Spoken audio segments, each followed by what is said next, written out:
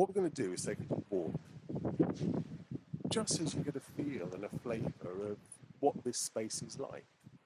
So where we're standing, this is north of Hemsby Gap. Hemsby Gap is where the lifeboat crew access the beach in order to do their inshore rescues.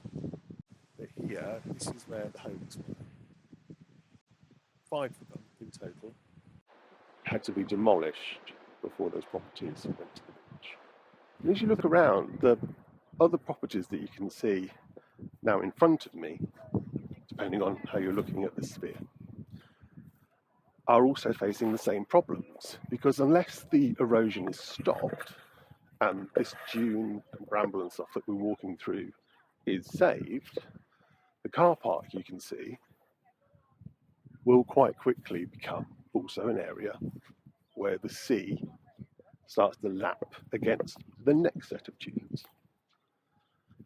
And as much as the people living up there watched with really heavy hearts, actually, the homes as they were brought down, wherever you live on this bit of coast, you can't help but think that maybe I might be next. You can see the sort of sandy slips here. This is where the diggers were going up the dune in order to get to the properties, in order to bring them down. And it was just heartbreaking, because the people that lived in those properties did come and watch, and you can't blame them. They'd been at home for so long. They stood in tears watching their properties come down. There's still a bit of tidying up to do. There's still bits of rubble that's left, and there's lots of plant machinery still here, because it's going to take a few days to sort out.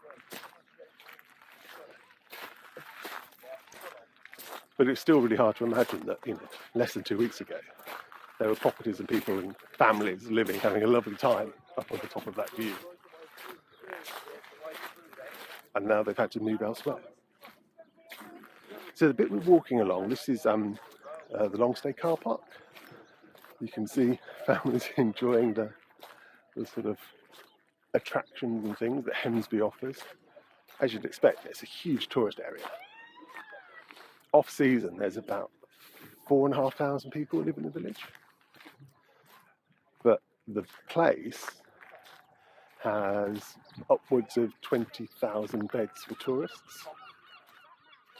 And that's on top of all the day trippers, because so many people come here for the day, enjoy the beach, enjoy the amusements, and just enjoy being in this part of the world.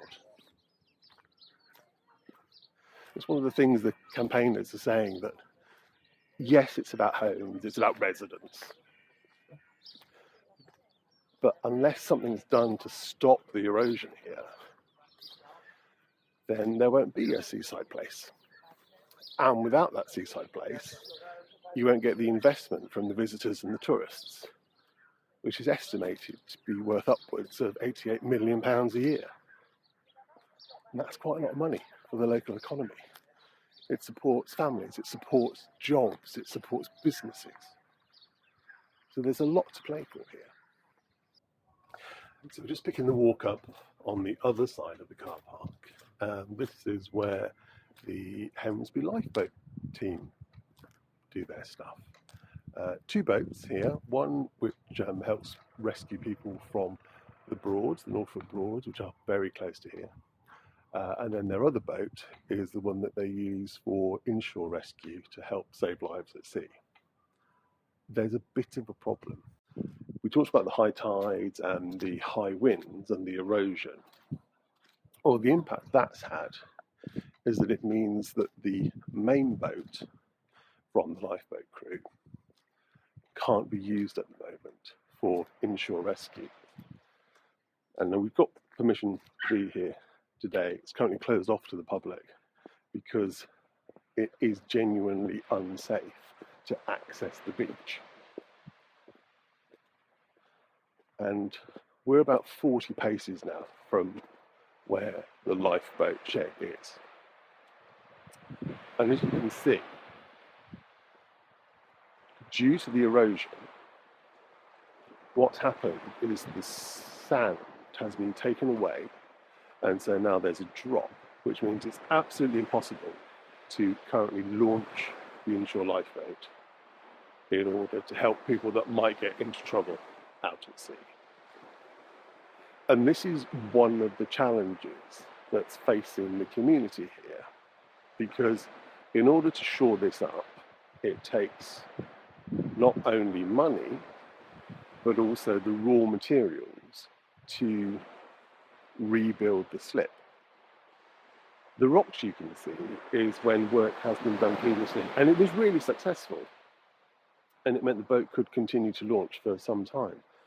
But at the start of March, when that storm happened and the sea came in,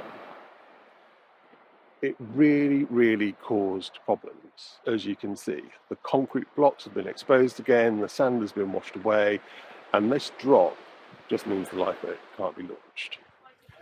We're going to start the last bit of our walk now through Hemsby. I must mention, actually, that's the Lake Alarms pub, a real hub for the community here, and where a lot of meetings have taken place about what can be done by the community here to help lobby for support to improve the coastal defences along this part of the coast. So we're standing now at the bottom of the Marrams. So this is the main access road that people living here use to get to their properties. Not only the people, but it's also the service road. So, bin collections, utilities, all that kind of stuff use this road. And what's important to point out, actually, is if you look to in front of me, it's quite difficult with a 360 sphere because I'm not quite sure where you're looking. But in front of me at the minute is the old road that's had to be closed off due to the erosion. It's just made it completely unsafe. So a few years ago, this bit of road was put in just so that properties could retain their access and get to their homes. Yeah. So from the lifeboat cruise base to effectively the last property standing on the cliff face, it's about 600 metres. So that is the length of coast that they need to consider protecting in some way to ensure that it doesn't erode in any further. We're nearly at the end of our little walk along the Marrams. I hope it's helped you just get a sense of what's going on here and where things are, because we're going to be telling this story for a little while yet. We're just walking up the Marrams, and the digger that you can hear and hopefully see is busy this weekend helping a chap called Martin. Now Lance, you might be aware of, because he's very much trying to save his property from going off the edge. He had some real success in the last few days because he managed to put some telegraph poles under his property. You can see the guys in the distance there, and bring it forward from the edge of the dunes, just 2 or 3 meters, but that's enough to make it safe for now until he can complete the work. What the digger is doing is just moving some sand around, because right opposite where the property is, which hopefully you can see in the distance, the plan is that Lance is going to bring the property across the road to the other side, which will then put a good sort of 10, 12, possibly 15 meters of space between his property and the edge. There's a lot of work still to do. And even with that distance, we take a little step up here, you can see that it's still not that far away from where the edge of the dunes are.